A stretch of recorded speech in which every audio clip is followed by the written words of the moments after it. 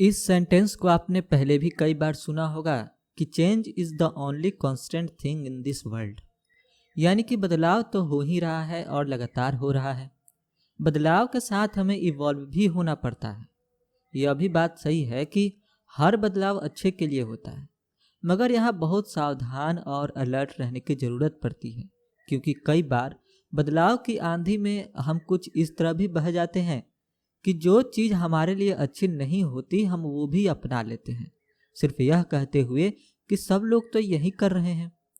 और जब हम जनरलाइज कर देते हैं इस चीज़ को, तो बदलाव यानी कि चेंज, जिसमें कंस्ट्रक्टिव डिस्ट्रक्टिव दोनों ही एलिमेंट शामिल होते हैं, हम अंतर नहीं कर पाते और हमें यह मालूम नहीं पड़ता कि हम बदलाव के किस ट्रैक पर आगे बढ़ रहे हैं। बात थोड़ी सी गहरी है, लेकिन आज की समरी के बारे में जैसे जैसे मैं आपको बताऊंगा क्लियर होती चली जाएगी। तो सवाल यह है कि क्या आप में भी लो सेल्फ स्टीम है?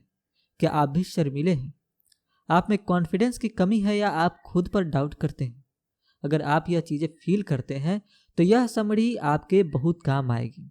यह आपको यकीन दिलाएगी कि आपको छुपने की कोई ज़रूरत नहीं है। क्या आपको पता है कि सेल्फ स्टीम आपके लिए ज़रूरी क्यों है?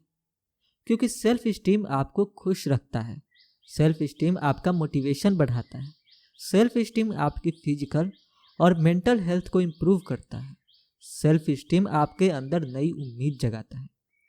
एक खुशहाल और संतुष्ट लाइफ जीने के लिए आपको यह सीखना होगा कि अपना सेल्फ स्टीम कैसे बढ़ाया जाए। इस समरी में आप सेल्फ स्टीम की इम्पोर्टेंस के बारे में जानेंगे और आपको कुछ टिप्स भी बताए जाएंगे कि खुद से और ज़्यादा प्यार कैसे किया जाए। जिंदगी सिर्फ एक बार मिली है, तो क्यों हम किसी और के जैसे बने। हम खुद को ही इम्प्रूव करना सीखेंगे। खुद को कोसने और नफरत करने से कोई फायदा नहीं है। आपको अपना सेल्फ स्टीम बूस्ट करना होगा और अपनी लाइफ को बदलना होगा, और ऐसा करने का तरीका यह समरी आपको सिखाएगी।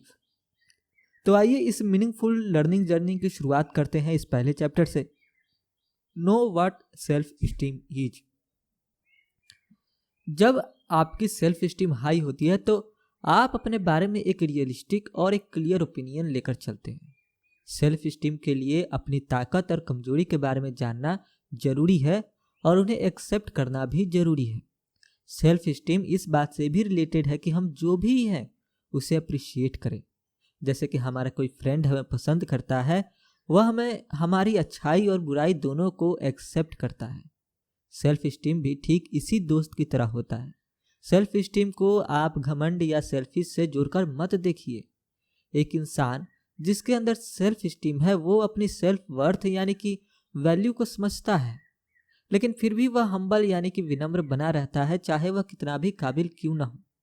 लेकिन वह खुद को कभी दूसरों से बड़ा नहीं समझता। सेल्फ स्टीम और सेल्फ कॉन्फिडेंस में भी फर्क है। सेल्फ कॉन्फिडेंस हमारे एक्शन के जरिए नजर आता है, पर सेल्फ स्टीम एक इंटरनल फीलिंग है। सेल्फ स्टीम के 3 मेन बिल्डिंग ब्लॉक्स हैं। फर्स्ट बिल्डिंग ब्लॉक है अनकंडीशनल वर्थ। यह एक इनर फीलिंग है जो सब में होती है। इस बात से कोई फर्क नहीं पड़ता कि आपके पास कितना पैसा है, आप कितने सक्सेसफुल हैं, आपके अंदर अनकंडीशनल सेंस ऑफ वर्थ होनी ही चाहिए। हर इंसान के अपने कोर वर्थ और एक्सटर्नल यानी कि बाहरी फैक्टर्स होते हैं जो उसके सेंस ऑफ वर्थ को इन्फ्लुएंस करते हैं।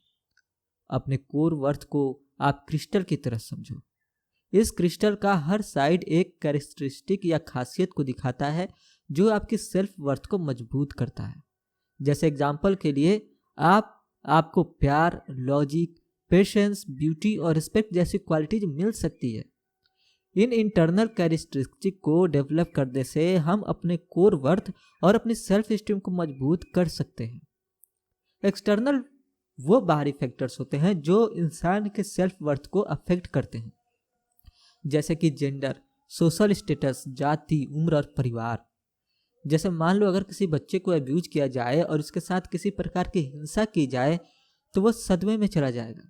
यह सदमा उसके सेंस ऑफ वर्थ को बर्बाद कर सकता है। अगर कोई स्पेशलिस्ट ऐसे बच्चे को ट्रीट करे तो वह शायद ठीक हो सकता है और एक बार फिर से सेफ फील कर सकता है। अगर ऐसा नहीं होता है तो जिंदगी भर वह खुद को बेकार समझता रहेगा। हमारे अंदर हमेशा एक कश्मकश चलती रहती है कि अपने कल्चरल डिमांड्स को हम अपनाएं या उसके खिलाफ जाएं। अगर हम सोसाइटी की सुनेंगे तो हमेशा खुद को अपने एक्सटर्नल फैक्टर्स के बेसिस पर जज करते रहेंगे। जैसे कि अगर हमारे पास ज़्यादा पैसे या महंगी गाड़ी नहीं है तो हमारा सेल्फ स्टीम खुद ही कम हो जाएगा। हमें यह सीखना होगा कि अपनी सेल्फ स्टीम को इन एक्सटर्नल फैक्टर्स से कैसे अलग किया जाए। हमें अपनी कोर वर्थ के बेसिस पर अपनी वैल्यू करना सीखना होगा। इमेजिन कीजिए कि एक बच्चे को उसके ही पेरेंट्स जज कर रहे हैं, तो क्या होगा? पेरेंट्स के लिए उनका बच्चा बड़ा अनमोल होता है, फिर चाहे वह कैसा भी हो, चाहे वह रोंदू हो या घर में तुरफुर करे या हंसे या मुस्कुराए। बच्चा चाहे जो भी करे हुए पेरेंट्स उसका कभी बुरा नहीं मानते, क्योंकि वह उसे दिलो जान से प्यार करते हैं। आपको भी खुद को उसी तरह से देखना होगा जैसे माता पिता अपने बच्चों को देखते हैं। आपको यह एक्सेप्ट करना होगा कि आप प्यार और रिस्पेक्ट डिजर्व करते हैं, चाहे जो भी आपका सोशल स्टेटस हो और जो कुछ भी आपने अचीव किया हो। सेल्फ स्टीम बनाने का सेकंड बिल्डिंग ब्लॉक है प्यार। प्यार का मतलब हुआ कि जिसे हम बहुत प्यार करते हैं उसके लिए हमेशा अच्छा चाहते हैं। यह डेली कमिटमेंट आपकी सेल्फ स्टीम को बढ़ाने के लिए बेहद जरूरी है। अगर आपको दूसरों का प्यार नहीं मिल रहा है तो क्या आप खुद से भी प्यार कर सकते हैं, और करना ही चाहिए। जैसे एग्जाम्पल के लिए, जिन बच्चों को अपने पेरेंट्स का प्यार दुलार मिलता है, बड़े होने पर उनके अंदर सेल्फ स्टीम बाकी बच्चों से ज़्यादा होता है। जो पेरेंट्स अपने बच्चों को प्यार करते हैं वह उनकी हर इच्छा का सम्मान करते हैं, उनके सपनों को सपोर्ट करते हैं और उनकी सक्सेस में कंट्रीब्यूट भी करते हैं। दूसरी तरफ बचपन में अब्यूज हुए बच्चे खुद से प्यार कर सकते हैं और अपना खुद का सपोर्ट सिस्टम बन सकते हैं। सेल्फ एस्टीम का थर्ड बिल्डिंग ब्लॉक है ग्रोथ।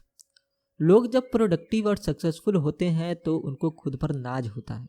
ऐसे लोग दूसरों को भी आगे बढ़ने में हेल्प करते हैं, इससे उन्हें खुशी का एहसास होता है। अगर आप अपनी सेल्फ स्टीम को बूस्ट करना चाहते हो तो आपको 2 बिल्डिंग ब्लॉक्स डेवलप करने पर ध्यान देना होगा, तभी आप लास्ट वाला अचीव कर पाएंगे। आपको अपनी सेंस ऑफ वर्थ इंप्रूव करनी पड़ेगी और एक इंसान के तौर पर ग्रो करने के लिए खुद से बिना किसी शर्त के प्यार करने की आदत डालनी होगी। इसके उल्टे जब आप दूसरों की मदद करते हैं तो आपको गर्व फील होता है और आप खुद के प्रति और भी खुशी और प्यार का एहसास करते हैं। आप खुद से 2 इंपॉर्टेंट सवाल पूछ सकते हैं। पहला सवाल है, अपनी कमियों के बावजूद आप खुद से प्यार कैसे कर सकते हैं। दूसरा, सोचो आपकी लाइफ कितनी बेटर होगी जब आप खुद को और भी ज़्यादा अप्रिशिएट करने लगोगे। याद रखें कि अपनी सेल्फ स्टीम को बढ़ाने के लिए आपको अपनी सेंस ऑफ वर्थ को उन एक्सटर्नल फैक्टर से अलग करना होगा जो आपके रास्ते की रुकावट बन रहे हैं। अपनी ताकत या खूबियों को अप्रिशिएट करना सीखो और कमियों को दूर करने की कोशिश करो। लोगों को या सोसाइटी के रूल्स के हिसाब से खुद को कभी जज मत करो। और यह बेसिक अंडरस्टैंडिंग लेने के बाद बढ़ते हैं नेक्स्ट चैप्टर की ओर, क्लियर अवे नेगेटिव थॉट्स। इससे पहले के चैप्टर में हमने जाना कि सेल्फ स्टीम का मतलब क्या है, खुद को एक्सेप्ट और अप्रिशिएट करना, वह भी अपनी कमियों और खूबियों के साथ। मगर सवाल यह है कि अगर सेल्फ स्टीम इतनी ही सिंपल है तो क्यों आखिर इतने सारे लोग लो सेल्फ स्टीम से जूझ रहे हैं? इसका मेन कारण यह है कि लोगों का माइंड नेगेटिव थॉट से भरा पड़ा है। यह नेगेटिव थॉट्स बादल की तरह होते हैं जो हमारे जज करने की पावर को ढक लेते हैं। इसलिए अपने कोर वर्थ पर फोकस करने के बजाय हम सिर्फ बाहरी फैक्टर्स को देखते हैं, जो ऐसे एलिमेंट्स हैं जो हमारे कंट्रोल में नहीं है। कॉग्निटिव थेरेपी लोगों को उनके नेगेटिव थॉट्स को पहचानने, उनका सामना करने और उन्हें पॉजिटिव थॉट से बदलने की कोशिश करने में मदद करता है। जब लोग अपने थॉट्स को कंट्रोल करते हैं तो वे अपने इमोशंस को भी कंट्रोल कर पाते हैं। बेशक ये फैक्ट है कि हम अपने हमेशा थॉट्स को कंट्रोल में नहीं रख सकते। कुछ फैक्टर्स हैं जो हमारे थिंकिंग पैटर्न को इन्फ्लुएंस कर सकते हैं। अब क्योंकि हम इन फैक्टर्स को कंट्रोल नहीं कर सकते तो कॉग्निटिव थेरेपी के अकॉर्डिंग लोगों को अपने थॉट्स को मैनेज करने पर फोकस करना चाहिए, बजाय इसके कि वो टेंशन ले कि लोग क्या सोचेंगे। कॉग्निटिव थेरेपिस्ट कभी अपने पेशेंट को उसके लो सेल्फ स्टीम के लिए ब्लेम नहीं करते, बल्कि वह अपने पेशेंट को सिखाते हैं कि वह पावरफुल है, क्योंकि पेशेंट खुद अपने थॉट्स को कंट्रोल कर सकता है। हमारे थिंकिंग पैटर्न में कई उतार चढ़ाव होते हैं। सबसे पहले तो हमारी सब या कुछ नहीं थिंकिंग हमें हमारे आइडियल स्टैंडर्ड से बांधकर रख देगी। अगर हमें परफेक्ट रिजल्ट मिले तो यानी हम तारीफ के काबिल हैं, और नहीं तो हम वर्थलेस हैं, यानी किसी काम के नहीं हैं। जैसे एग्जाम्पल के लिए, एक इंटेलिजेंट स्टूडेंट को जब यह लगा कि वह शायद एग्जाम में हाईएस्ट स्कोर नहीं ला पाएगा, तो उसके मन में सुसाइड करने के थॉट्स आने लगे। जब उस स्टूडेंट ने अपना बिहेवियर एनालाइज किया तो यह बात सामने आई कि वह खुद को अपने एग्जाम के स्कोर से हिसाब से जज करता है। यानी अगर वह एग्जाम में अच्छे नंबर लाने जैसे स्पेसिफिक गोल्स को अचीव नहीं कर पाया तो वह खुद को बेकार समझने लगता है। जब इस बुक के ऑथर ने इस परफेक्शन की प्रॉब्लम की तरफ उसका ध्यान खींचा तो स्टूडेंट को एहसास हुआ कि उसे खुद की नज़र में रिस्पेक्ट पाने के लिए परफेक्ट होने की ज़रूरत नहीं है। सेकेंड चीज, कोई लेबल लगाना वह नेगेटिव थॉट पैटर्न है जिसे लोग अक्सर रोज ही करते हैं। हमें आदत होती है कि हम अक्सर खुद को स्टूपिड, डम, आलसी, निकम्मा और कामचोर जैसे टाइटल दे देते हैं। जब कोई खुद के बारे में ही ऐसे नेगेटिव कमेंट्स रिपीट करता है तो वह फीलिंग ले उसके मन में गहरी छाप छोड़ जाती है। ओवर जनरलाइजेशन एक और प्रॉब्लम है जो लो सेल्फ स्टीम की वजह बनती है। जैसे एग्जाम्पल के लिए, एक हस्बैंड जिसकी अभी अभी अपनी वाइफ से लड़ाई हुई है, वह आपको बोलता है कि उसे हमेशा रिलेशनशिप मेंटेन करने में प्रॉब्लम आती है, या फिर उसे कोई समझता ही नहीं है। हमेशा और कभी नहीं, यह दो शब्द ऐसे हैं जो किसी एक सिचुएशन को जनरल यानी कि आम लॉ में बदल देते हैं, और फिर इंसान हमेशा उसी बात पर यकीन करने लगता है। यहाँ तक कि जब यह लॉ गलत होता है तो भी इंसान को वह सच लगता है और वह उसके नेगेटिव रिजल्ट में फंसकर जीता रहता है। अपने नेगेटिव थॉट्स को आप डेली प्रैक्टिस से हील कर सकते हैं। कॉग्निटिव थेरेपी एक टेक्निक सिखाती है जिसे डेली थॉट रिकॉर्ड कहा जाता है। इसमें आप अपने नेगेटिव थॉट्स का रिकॉर्ड रखते हो और उनके बदले पॉजिटिव थॉट ढूंढते हो। जैसे मान लो, अगर आप खुद को बार बार कहते हुए सुनो कि हर कोई मुझसे बेटर है, तो यानी आप इस थॉट को ओवर जनरलाइज कर रहे हैं। इस थॉट को लिखो और इसका कोई पॉजिटिव रिप्लेसमेंट सोचो। आप यह लिख सकते हो कि कुछ लोग मुझसे बेटर हैं और मुझसे कुछ खराब। आप चाहो तो एग्जाम्पल के लिए लोगों के नाम भी लिख सकते हो। एक और उतार चढ़ाव जो हमारे थिंकिंग पैटर्न में है वह है एज्यूमिंग, यानी कि बस मान लेना। इमोशनल रीजनिंग, नेगेटिव के बारे में ज़्यादा सोचना, पॉजिटिव को रिजेक्ट करना, अनफेवरेबल कंपैरिजन करना, किसी सिचुएशन या चीज़ को असल में वह जैसा है उससे ज़्यादा बदतर मान लेना, हर चीज़ को पर्सनली ले लेना और दोष लगाना। इन सब इमोशंस को समझना और इनसे उभरने में कॉग्निटिव थेरेपी बहुत मदद करता है। नेक्स्ट चैप्टर है aware of your strength. High self esteem का यह मतलब हरगिज नहीं है कि आप दूसरों से बेहतर हैं। लो सेल्फ स्टीम के शिकार लोग खुद को दूसरों से कमतर समझते हैं, लेकिन असल में फर्क है लोगों का खुद को देखने के नजरिए में। कुछ लोग अपने नेगेटिव फीचर्स और पर्सनालिटी के ट्रेड्स पर ज़्यादा फोकस करते हैं और उन्हें अपनी खूबियां कभी नजर ही नहीं आती। इसलिए ऐसे लोग हमेशा खुद को लेकर नेगेटिव सोचते रहते हैं। उन्हें लगता है कि जब तक वह परफेक्ट नहीं बनेंगे उन्हें खुद को अप्रिशिएट करने का हक नहीं है। इसलिए वर्दी या लायक बनने के चक्कर में यह लोग अपने नेगेटिव पहलुओं को दूर करने की कड़ी मेहनत करते हैं। परफेक्शन को पाने की कोशिश में हमें अपने लाइफ के पॉजिटिव पहलुओं को नहीं भूलना चाहिए। हमें क्या अच्छा है या क्या खूबियां है उसे याद रखना चाहिए, क्योंकि हमारी लाइफ इतनी बिजी हो गई है तो हम शायद यह याद ही नहीं रख पाते। यह चैप्टर आपको बताएगा कि अपनी ताकत को कैसे याद करें और अपनी कोर वर्थ कैसे बनाएं। सबसे पहले अपनी 10 खूबियों के बारे में सोचो। अपने बारे में कुछ पॉजिटिव स्टेटमेंट लिखो। जैसे एग्जाम्पल के लिए आप लिख सकते हैं कि मैं स्ट्रांग हूँ, मैं इंडिपेंडेंट हूँ या मैं एक अच्छा लिसनर हूँ। अब अपने हर स्टेटमेंट के लिए एक एक्सप्लेनेशन भी दो, जैसे कि मैं स्ट्रांग हूँ क्योंकि मैं हर चैलेंज को मुस्कुराते हुए पूरी हिम्मत के साथ फेस करता हूँ, या मैं अपने दोस्तों के लिए एक अच्छा लिसनर हूँ क्योंकि वह अपनी प्रॉब्लम्स मुझसे ही शेयर करते हैं और शेयर करने के बाद बेटर फील करते हैं। अगला स्टेप है किसी शांत जगह पर जाकर बैठना जहां कोई आपको डिस्टर्ब ना करे। 20 मिनट के लिए उन 10 स्टेटमेंट के बारे में सोचिए जो आपने पहले वाले स्टेट में लिखे थे। एक इवेंट के बारे में सोचिए जो हर एक स्टेटमेंट को समझता हो। जैसे एग्जाम्पल के लिए यह याद कीजिए कि लास्ट टाइम कब आपने अपने फ्रेंड की प्रॉब्लम सुनी थी। याद कीजिए कि कैसे आपकी एडवाइस ने उसे अपनी प्रॉब्लम से बाहर निकलने में मदद की थी। यह एक्सरसाइज आपको अगले 10 दिनों तक रोज करनी है। यह एक्टिविटी आपको अपने नेगेटिव थॉट से छुटकारा पाने और अपने मन को भटकाने से रोकेगी।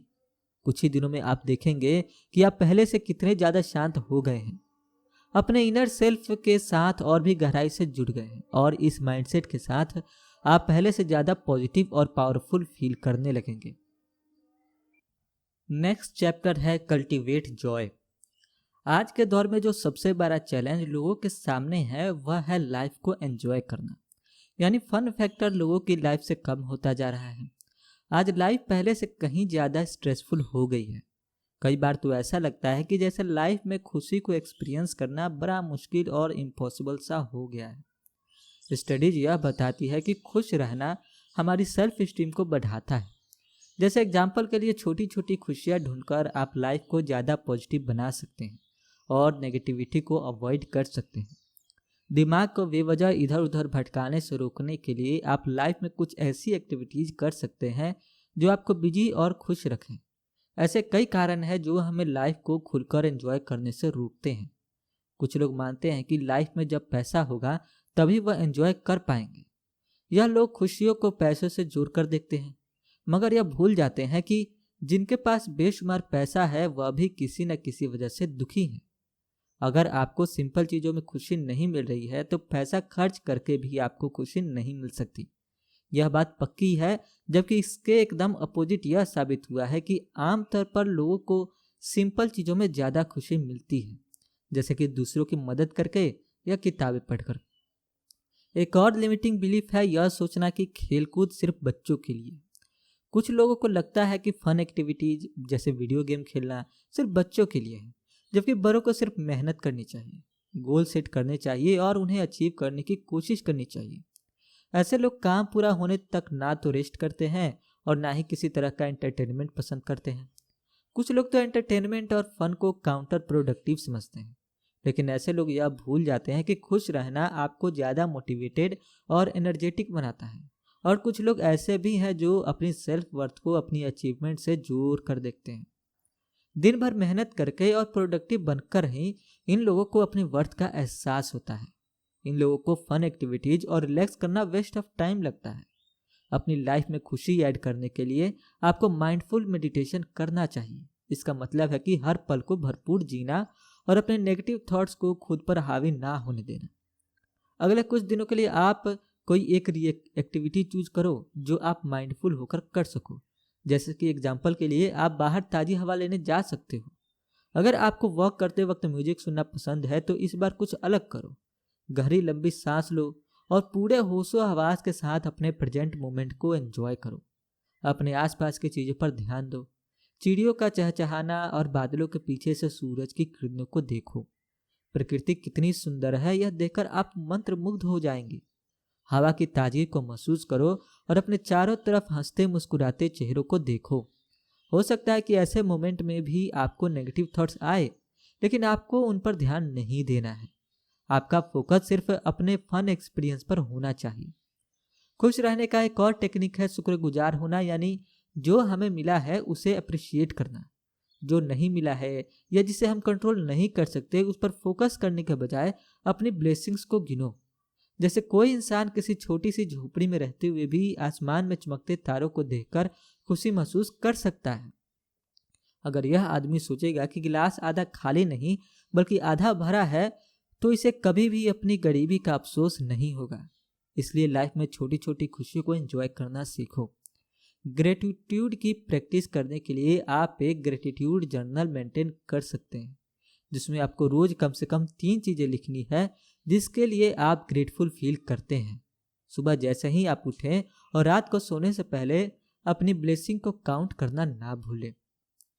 ट्रेडिशन भी एक तरीका है खुशी महसूस करने का। कोई ट्रेडिशन जो बार बार रिपीट करते हैं वह हैबिट बन जाती है, मगर आज के समय में हम इतने बिजी और मटेरियलिस्टिक हो गए हैं कि हम ट्रेडिशन को एंजॉय करना ही भूल चुके हैं। हमें अपने यह ट्रेडिशन हमेशा याद रखने चाहिए। जैसे आप हफ्ते में एक बार फैमिली गेम नाइट रख सकते हो जहां बोर्ड गेम्स या दूसरी फन एक्टिविटीज एंजॉय की जा सके। इंसान के लिए सेंस ऑफ ह्यूमर भी जरूरी है। ह्यूमर से हमारा मतलब जोक्स या कॉमेडी नहीं है, बल्कि इसका मतलब है लाइफ को हल्के फुल्के नज़रिए से देखने की कोशिश करना। जरूरी नहीं है कि लाइफ में हर चीज़ सीरियसली ली जाए। हमें लाइफ में कुछ एक्सपेक्ट करना सीखना हो ताकि हम लाइफ के हर चैलेंज को मुस्कुराकर फेस कर सकें। हमारा यही एटीट्यूड हमें अपनी गलतियों पर मुस्कुराना सिखाएगा, जो हमें आगे बढ़ने और लेसन सीखने में मदद करेगा। मगर याद रखिए कि ह्यूमर के कुछ रूल्स भी हैं। पहली बात तो यह है कि इससे किसी को बुरा नहीं लगना चाहिए, और दूसरा, इसे हल्का फुल्का मजाक रखें जो कि रिस्पेक्टफुल भी हो। किसी का मजाक उड़ाना या फीलिंग हर्ट करना ह्यूमर नहीं होता, और ना ही आप ह्यूमर किसी पर थोप सकते हैं। आप जैसे हो वैसे ही रहो, और दूसरों को भी लाइफ के फन फैक्ट्स एंजॉय करने में हेल्प करो। लाइफ वैसे ही बहुत चैलेंजिंग है। ऐसे में अगर आप अपनी प्रॉब्लम्स के लिए दूसरों को ब्लेम करेंगे या शिकायत करेंगे तो जीना और भी मुश्किल हो जाएगा। इसलिए बेहतर होगा कि खुश रहने के बहाने ढूंढे जाए और मुश्किल वक्त का सामना मुस्कुरा कर किया जाए। Appreciate your body. हमारा बाहरी रंग रूप काफी हद तक इस बात पर डिपेंड करता है कि हम अपने बारे में क्या फील करते हैं। जो इंसान अपनी बॉडी की परवाह नहीं करता उसे मोटा या बदसूरत कहकर शर्मिंदा किया जा सकता है, मगर यह नेगेटिव नजरिया सेल्फ एस्टीम के लिए बहुत नुकसानदायक होता है। आपका बाहरी रंग रूप एक्सटर्नल फैक्टर्स हो सकते हैं, लेकिन यह डायरेक्टली इस बात से कनेक्टेड है कि यह दुनिया आपको कैसे देखती है और आप खुद को कैसे देखते हैं। इसलिए हमें अपनी बॉडी को अप्रिशिएट करना सीखना होगा, ताकि हम हमारी फिजिकल अपीयरेंस को अपनी सेल्फ एस्टीम से अलग करके देख सकें। जब हमें समझ आएगा कि इंसान का शरीर कैसे काम करता है, तो हम अपनी इम्परफेक्शन पर फोकस करना छोड़ देंगे और हमेशा याद रखेंगे कि हमारी बॉडी कुदरत का सबसे खूबसूरत तोहफा है। जरा सोचिए, हमारे शरीर में 206 हड्डियां हैं। साइंटिस्ट ने इंसान की हड्डी को एनालाइज करके यह डिस्कवर किया है कि इंसान की हड्डी स्टील और कंक्रीट से ज़्यादा मजबूत होती है। दुनिया की कोई भी चीज़ आपकी हड्डी या आपके ज्वाइंट्स की फ्लेक्सिबिलिटी को रिप्लेस नहीं कर सकती। इसके अलावा अगर आप यह सोचेंगे कि हमारा इम्यून सिस्टम कैसे हमारी बॉडी को प्रोटेक्ट करता है, तो आप इसे अप्रिशिएट किए बिना नहीं रह पाओगे। साइंटिस्ट हमारे इम्यून सिस्टम को किसी वेल ट्रेंड आर्मी से कंपेयर करते हैं। हमारी बॉडी के हर आर्गन के पास खुद का इम्यून सिस्टम है। जैसे नाक में एक फिल्टर लगा है जो हवा को फेफड़ों में जाने से पहले साफ करता है। केविन मिलर ने अपनी इम्परफेक्शन को अप्रिशिएट करना सीख लिया था। वो एक म्यूजिक टीचर थे जिन्हें उनके सारे स्टूडेंट प्यार करते थे, बावजूद इसके कि वह काफ़ी ओवरवेट थी। केविन का वेट करीब 600 पाउंड था। केविन की वाइफ उनकी सबसे बड़ी फैन थी। उन्होंने केविन को बिना खुद को जज किए खुद को अप्रिशिएट करना सिखाया था। बेशक केविन अपना वजन कम करना चाहते थे, लेकिन इसके साथ ही उन्होंने कभी अपने फिजिकल अपीयरेंस को खुद पर हावी नहीं होने दिया। जब उनकी क्लास के बच्चों ने उनका कॉन्फिडेंस देखा तो वह भी अपने लुक्स पर ध्यान देने के बजाय खुद को रिस्पेक्ट करने लगे। एक और एग्जाम्पल है अमेरिकन एक्टर क्रिस्टोफर रीव का, जो सुपरमैन का रोल निभाने के लिए फेमस है। क्रिस्टोफर का एक्सीडेंट हुआ था, जिसके बाद उन्हें पैरालिसिस हो गया था। उनकी वाइफ ने बहुत खुलकर और ईमानदारी से उनके सामने अपनी बात रखी थी। उन्होंने कहा था कि अगर वह सुसाइड करना चाहते हैं तो वह उन्हें समझ सकती है, मगर उनकी वाइफ उनसे बहुत प्यार करती थी, इसलिए वह चाहती थी कि वह जिंदा रहे। यहाँ तक कि उनका बेटा भी यही चाहता था कि वह जिंदा रहे। उसने क्रिस्टोफर को तसल्ली देते हुए कहा कि बेशक आपने टांगे गंवा दी है, लेकिन आप अब भी खुश रह सकते हैं और मुस्कुरा सकते हैं। इस एग्जाम्पल से यह साबित होता है कि खुश रहने के लिए आपको खूबसूरत और परफेक्ट होने की जरूरत नहीं है। अपनी फिजिकल इम्परफेक्शन को एक्सेप्ट और अप्रिशिएट कर सकते हैं। सबसे पहले आईने में खुद को देखो। आमतौर पर आप सबसे पहले यही देखते हैं कि आपका चेहरा कितना डल और बुझा हुआ लग रहा है, फेस पर कितने पिंपल्स हैं या दांत कितने टेढ़े मेढ़े हैं। मगर अगली बार शीशे में देखकर अपनी इम्परफेक्शन पर फोकस करने के बजाय यह सोचना कि आपके चेहरे पर क्या अच्छा लगता है, जैसे कि आपकी क्लीन स्किन या लंबे चमकीले बाल। आप जिंदा हैं और हेल्दी भी हैं, यह भी एक फैक्ट है। ग्रेटफुल फील करने के लिए एक और एक्टिविटी जो आपको अपनी बॉडी के इम्परफेक्शन को अनदेखा करने में हेल्प करती है, वह है बॉडी एप्रिसिएशन मोटिवेशन। इस एक्टिविटी को करने के लिए आधे घंटे का टाइम काफ़ी है। इसके लिए आपको एक शांत कमरा चाहिए जहां आपको कोई डिस्टर्ब ना करे। अब कंफर्टेबल पोजीशन में बैठ जाइए और गहरी सांसें लीजिए। अब आप अपनी बॉडी को अप्रिशिएट करना शुरू कर सकते हैं। हवा को अपने फेफड़ों में भरते हुए महसूस कीजिए। आपके नाक से फिल्टर होते हुए हवा आपके फेफड़ों तक पहुंचती है और इस बात को आप अप्रिशिएट करते हैं। आप अपने लंग्स को अप्रिशिएट करते हैं कि वह लगातार अपना काम करता जा रहा है। इसके बाद आप अपनी बॉडी के किसी दूसरे पार्ट की तरफ जाइए। आप इसी तरह से अपने हार्ट, ब्लड फ्लो, पैर, ब्रेन, बाकी के पार्ट्स को भी अप्रिशिएट कर सकते हैं। जब भी आपको किसी बात का बुरा लगे तो शीशे में अपनी बॉडी को देखें और अपनी ताकत को अप्रिशिएट करें। आपका शरीर कैसे काम करता है ये जानना आपको आपकी कमियों को अनदेखा करने और अपनी खुशियों को अप्रिशिएट करने में मदद करता है। नेक्स्ट चैप्टर है care for your mind bye caring for your body. अपनी फिजिकल हेल्थ को अनदेखा करके आप मेंटली स्ट्रांग बनने की कल्पना भी नहीं कर सकते। अगर आपकी बॉडी कमजोर होगी तो आपका ब्रेन भी कमजोर हो जाएगा और एक कमजोर दिमाग नेगेटिव थॉट से नहीं लड़ सकता है, क्योंकि उसमें इतनी एनर्जी नहीं होती है कि वह ठीक से काम कर पाए। अब क्योंकि सेल्फ स्टीम आपके सोचने का एक तरीका है, तो अगर ब्रेन स्ट्रांग हुआ तो आपकी सेल्फ स्टीम भी स्ट्रांग होगी। इसलिए एक हेल्दी बॉडी को हम हाई सेल्फ स्टीम का सिंबल मान सकते हैं। हमारी फिजिकल हेल्थ 3 चीज़ों पर बेस्ड होती है। पहला है हमारी नींद की क्वालिटी। क्योंकि हम अपनी लाइफ का 1/3 हिस्सा सोने पर खर्च करते हैं, तो हमारी नींद की क्वालिटी बहुत मायने रखती है। स्टडी से यह साबित हो चुका है कि नींद की कमी हमारे लिए गंभीर हेल्थ प्रॉब्लम क्रिएट कर सकती है। यह हमारे immune system, mood, heart rate, weight और एनर्जी को नुकसान पहुंचा सकती है। नींद की क्वालिटी 2 वजह से इफेक्ट हो सकती है। एक, रोज हम कितने घंटे की नींद लेते हैं वह जरूरी है यह पता करने के लिए कि आपको डेली कितने घंटे सोना चाहिए, ताकि आप दिन में ठीक से काम कर सकें। अपने स्लीपिंग पैटर्न को ट्रैक करना जरूरी है। अगली सुबह बिना अलार्म लगाए सोएं। अब यह देखें कि आप कितने घंटे सोए थे, उसे एक पेपर पर लिख लो। कुछ हफ्तों तक यह मेथड फॉलो करते रहो जब तक कि आप एक फिक्स नंबर पर नहीं पहुंच जाते। यह नंबर आपको बताएगा कि आपकी बॉडी को डेली कितने घंटे की नींद चाहिए। नंबर 2, अच्छी नींद के लिए रेगुलर स्लीप साइकिल भी बहुत जरूरी है। एक फिक्स्ड लर्निंग स्लीपिंग पैटर्न शायद वर्किंग लोगों के लिए मुश्किल होगा। आमतौर पर फुल टाइम जॉब करने वाले लोग वीकेंड पर ज़्यादा रेस्ट करना पसंद करते हैं और वह ज़्यादा देर तक सोना भी पसंद करते हैं, यह सोचकर कि वीकडेज में नींद की कमी को वह वीकेंड पर सोकर पूरा कर लेंगे। लेकिन वीकेंड पर ज़्यादा सोना आपके स्लीपिंग शेड्यूल को बिगाड़ सकता है। हमारे ब्रेन को ऑर्गेनाइज रहना पसंद है। अपने स्लीपिंग या उठने के समय को चेंज करने से आपकी एनर्जी घट जाती है। यहाँ तक कि आपको इंसोम्निया यानी कि नींद न आने की बीमारी भी हो सकती है।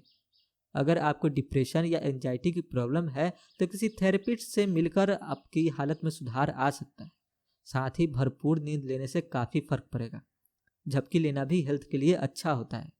हेल्दी झपकी 15 से 20 मिनटों की हो सकती है, लेकिन अगर आपने नोटिस किया है कि दिन में झपकी लेने से रात को नींद आने में दिक्कत होती है तो इसे अवॉइड कीजिए। कॉफ़ी और अल्कोहल जैसे ड्रिंक्स भी नींद की क्वालिटी को अफेक्ट करते हैं, इसलिए इन्हें अपनी डाइट से हटा दें या एकदम कम कर दें। इसके अलावा सोने के लिए रिलैक्सिंग माहौल क्रिएट करना भी उतना ही जरूरी है। जिस कमरे में आप सोते हैं वहाँ शोर शराबा ना हो और ना ही ज़्यादा रोशनी हो, वरना आपको नींद आने में दिक्कत होगी। अपने बेडरूम को सिर्फ सोने के लिए इस्तेमाल करें। बिस्तर पर बैठकर फ़ोन पर बात ना करें और ना ही बेड पर बैठकर काम करें। आपका ब्रेन कुछ इस तरह ट्रेन होना चाहिए कि अपने बेडरूम में जाते ही आपको नींद आ जाए। सेकेंड एलिमेंट जो आपकी फिजिकल हेल्थ को इम्प्रूव कर सकता है वह है एक्सरसाइज। कुछ स्टडीज से यह प्रूव हुआ है कि डेली एक्सरसाइज करने से भी सेल्फ स्टीम इंक्रीज होती है। साथ ही हमारा एनर्जी लेवल बढ़ाता है और हमें बीमार होने से बचाता है। अगर रिसर्च की माने तो हर इंसान को डेली 30 मिनट एक्सरसाइज जरूर करनी चाहिए। अगर डेली ना भी कर पाएँ तो ज़्यादातर दिनों में करने की कोशिश करें। आप आधा घंटा योगा, स्ट्रेचिंग, कार्डियो वर्कआउट और कार्डियो या एरोबिक एक्सरसाइज जैसे बाइकिंग और वॉकिंग भी कर सकते हैं। थर्ड फैक्टर जो हमारी हेल्थ को इफेक्ट करता है वो है न्यूट्रिशन। ज़्यादा खाना मोटापे की सबसे बड़ी वजह है, जो हेल्थ के लिए काफ़ी नुकसानदायक है। जबकि हेल्दी डाइट लेने से हमारा मूड और एनर्जी ओवरऑल परफॉर्मेंस इम्प्रूव होती है। हेल्दी डाइट के लिए अपने खाने में ज़्यादा से ज़्यादा हरी सब्जियां और फल शामिल करें। स्टडी से यह प्रूव हो चुका है कि फ्रूट या वेजिटेबल का रंग जितना डार्क होगा वो उतना ही हेल्दी होगा। प्लांट से बने food product vitamin, minerals, fibres और एंटीऑक्सीडेंट से भरपूर होते हैं। आपको ज़्यादा से ज़्यादा लिक्विड भी लेनी चाहिए। लेकिन हो सके तो ऐसे ड्रिंक्स को अवॉइड करें जिनमें बहुत चीनी होता है, और ज़्यादा से ज़्यादा मात्रा में पानी पिए। पूरे दिन में 5 या उससे ज़्यादा छोटे छोटे मील्स लेना ज़्यादा हेल्दी होता है। घर का बना खाना बाहर के खाने से ज़्यादा हेल्दी और न्यूट्रिशियस होता है। घर पर कुकिंग का एक फ़ायदा यह भी है कि आप इंग्रेडिएंट्स और सर्विंग पोर्शन को कंट्रोल कर सकते हैं। बाहर से फूड ऑर्डर करने का मतलब है बड़े पोर्शन में खाना, जो कि पता नहीं किन किन चीज़ों से बना है। अपनी फिजिकल हेल्थ को इम्प्रूव करने के लिए पूरी नींद लेना जरूरी है। इसके अलावा डेली 30 मिनट एक्सरसाइज करना और हेल्दी डाइट लेना भी जरूरी है। एक बार जब आप हेल्दी और फिट बॉडी अचीव कर लेंगे तो आपका माइंड भी स्ट्रांग बनने लगेगा, और एक पावरफुल माइंड आपको कुछ भी अचीव करने में हेल्प करता है, जिसमें सेल्फ एस्टीम भी शामिल है। Develop your character and spirituality. अब क्योंकि हमें पता है कि सेल्फ एस्टीम एक इनर फोर्स है, इसलिए यह अंदर से ही नर्चर की जानी चाहिए। इंसान को अच्छा कैरेक्टर डेवलप करने के लिए मेहनत करनी चाहिए। कैरेक्टर को हम इंसान की अंदरूनी ताकत की तरह देख सकते हैं, क्या अच्छा है क्या बुरा है। ये आपकी मोरल कंपास के बगैर और कोई डिजाइन नहीं कर सकता। एथिकल बिहेवियर का मतलब है दूसरों की भलाई की उतनी ही फिक्र करना जितनी आप खुद की करते हैं। पहले के मुकाबले आज लोग कम मोरल हो गए हैं, क्योंकि उन्हें अच्छा कैरेक्टर डेवलप करने से ज़्यादा मेटेरियलिस्टिक गोल अचीव करने की फिक्र है। अच्छा कैरेक्टर इतनी आसानी से नहीं बनाया जा सकता। इसके लिए आपको डेली प्रैक्टिस करनी होगी। अच्छा कैरेक्टर पॉजिटिव होता है, पर इसे पाने के लिए बहुत ज़्यादा कोशिश करने से नेगेटिव इफेक्ट्स भी हो सकते हैं। अगर आप मोरल स्टैंडर्ड पर ज़्यादा फोकस करेंगे और गलतियां करने से बचेंगे तो हो सकता है कि आपकी गिल्ट और नेगेटिव सेल्फ टॉक आपको आगे बढ़ने से रोकें। जब कोई इंसान गलती करके पछताता है तो उसे माफ़ करने की जरूरत पड़ती है, क्योंकि बिना माफ़ी के सेल्फ स्टीम और मोटिवेशन बहुत कमज़ोर हो जाएंगे। एक बार एक बुजुर्ग और औरत सुपरमार्केट में शॉपिंग करने के बाद पार्किंग लॉट में अपनी कार ढूंढ रही थी। उनके दोनों हाथ में बैग थे। जब उन्हें अपनी वैन नजर आई तो उन्होंने देखा कि 4 लोग उनकी गाड़ी में बैठने की कोशिश कर रहे थे। वो औरत इतनी ज्यादा डर गई कि उन्होंने अपने पर्स से गन निकाल ली और उन चारों को डराकर भगा दिया। बाद में उन चारों के जाने के बाद जब वो वैन के अंदर बैठने लगी तो उन्हें पता चला कि यह वैन तो उनकी थी ही नहीं। उस औरत को अपनी गलती का बहुत पछतावा हुआ, इसलिए वह पुलिस स्टेशन गई, अपनी गन सरेंडर की और उन चारों लड़कों को डराने के लिए उनसे माफी मांगी।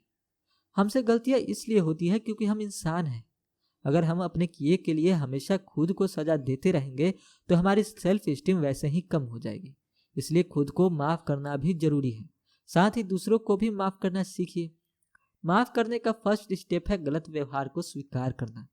इसके बाद आपसे जो गलती हुई है उसे ठीक करने की कोशिश करें। पर जब आपको लेसन मिल जाए तो खुद से वादा करें कि वह गलती आप रिपीट नहीं करेंगे। आप जो भी करें, लेकिन लोगों को उनके व्यवहार के बेसिस पर जज ना करें। कई बार हम इस तरह का व्यवहार कर बैठते हैं जो हमारे रियल सेल्फ से बिल्कुल अलग होता है। अगर आपसे भी कुछ ऐसा हुआ है और अब आप गिल्ट फील कर रहे हैं तो हम यही कहेंगे कि जो हुआ उसे भूलकर आगे बढ़ें। दूसरों से पहले खुद को माफ करना सीखें। मगर कई बार हम फंस जाते हैं।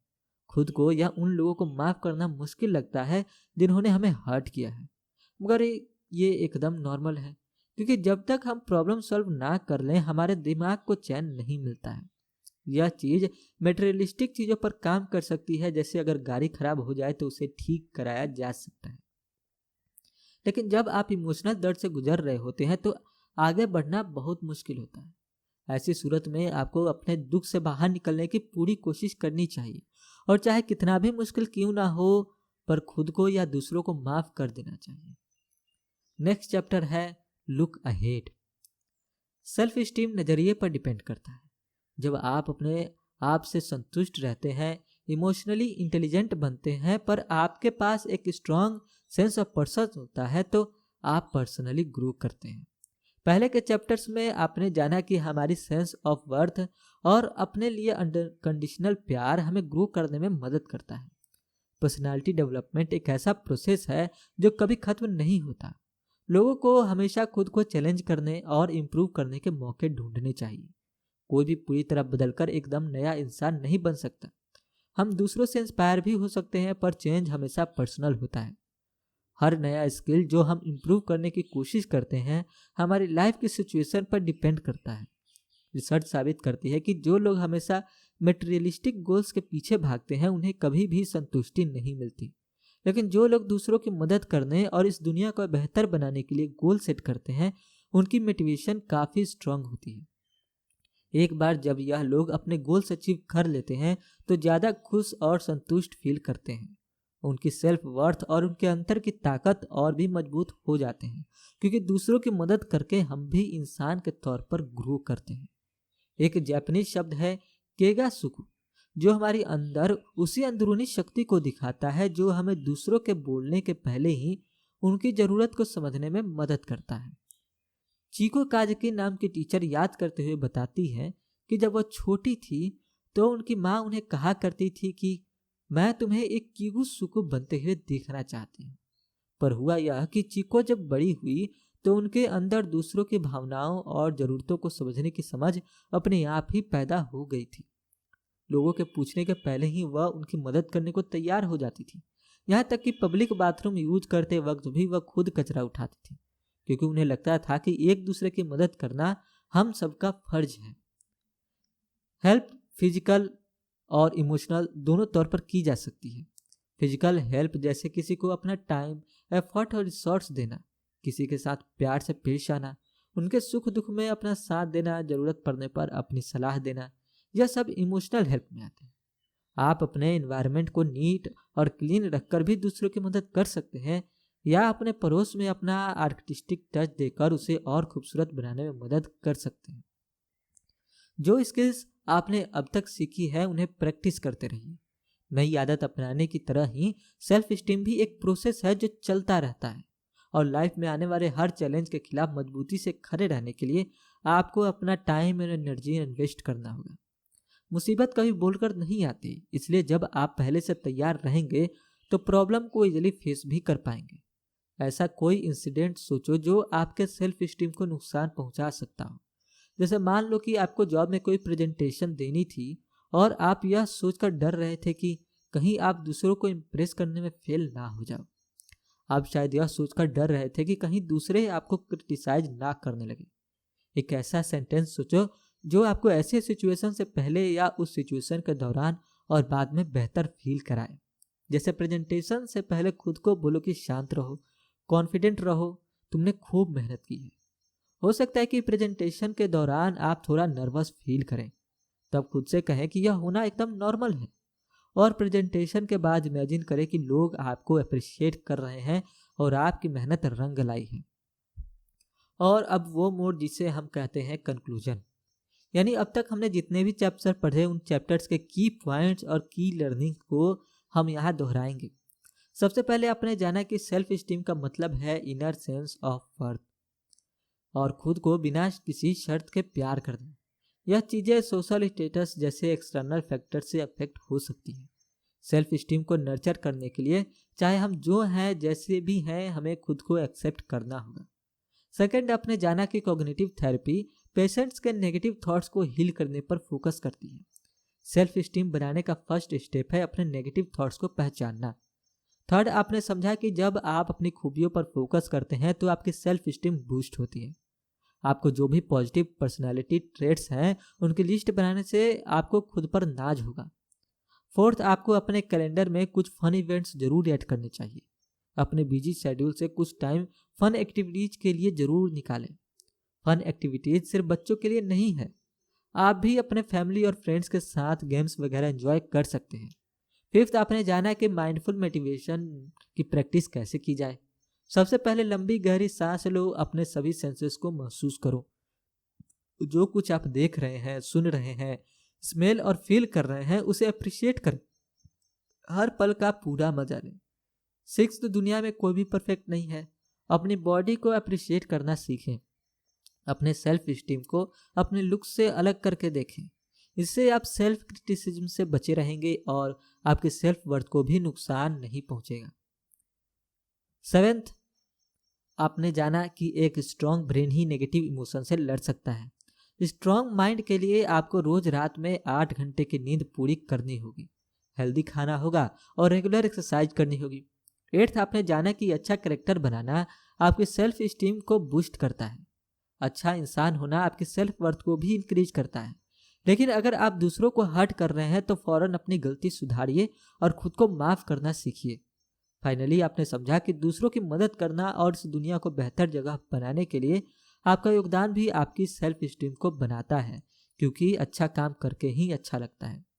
सिंपल एफर्ट जैसे अपना समय देना, दूसरों के साथ अच्छे से पेश आना और लोगों को मुस्कुराते हुए ग्रीट करना आपके आसपास के लोगों को अच्छा महसूस कराता है। आपकी सेल्फ स्टीम आपकी ताकत है। एक मीनिंगफुल और प्रोडक्टिव लाइफ जीने के लिए और इस ताकत को जगाने के लिए अपने नेगेटिव थॉट से छुटकारा पाइए और अपनी ताकत पर फोकस कीजिए। लाइफ को हर पल एंजॉय करना जरूरी है, पर साथ ही एक हेल्दी बॉडी मेंटेन करना भी जरूरी है, जिसके लिए आपको रेगुलर एक्सरसाइज करनी चाहिए। दूसरे के साथ अच्छा बर्ताव कीजिए और माइंडफुल मेडिटेशन की प्रैक्टिस कीजिए। उम्मीद है कि यह समरी आपको अपना सेल्फ स्टीम बूस्ट करने में हेल्प करेगी। आपके पास खुद को पसंद करने और अपने बारे में बेहतर सोचने के कई कारण हैं। इस समरी से आपने जो सीखा है उसे अप्लाई कीजिए और खुद को और अप्रिशिएट करना सीखिए। तो आज से ही अपनी सेल्फ स्टीम बनाना स्टार्ट कर दीजिए और एक खुशहाल और संतुष्ट जीवन का आनंद लीजिए। इसी मोड़ पर यह समरी यहीं पर समाप्त होती है। उम्मीद है कि यह समरी आपको पसंद आई होगी और इनकी लर्निंग्स को आप अपनी लाइफ में प्रैक्टिकली इम्प्लीमेंट जरूर करेंगे। कौन सा वह पॉइंट है जिस पर आपको सबसे ज़्यादा काम करने की ज़रूरत है, वो पॉइंट कमेंट सेक्शन में ज़रूर लिखिए और रखिए अपना बेहतर ख्याल। सुनते रहिए समरी फॉर यू। जय हिंद, जय भारत।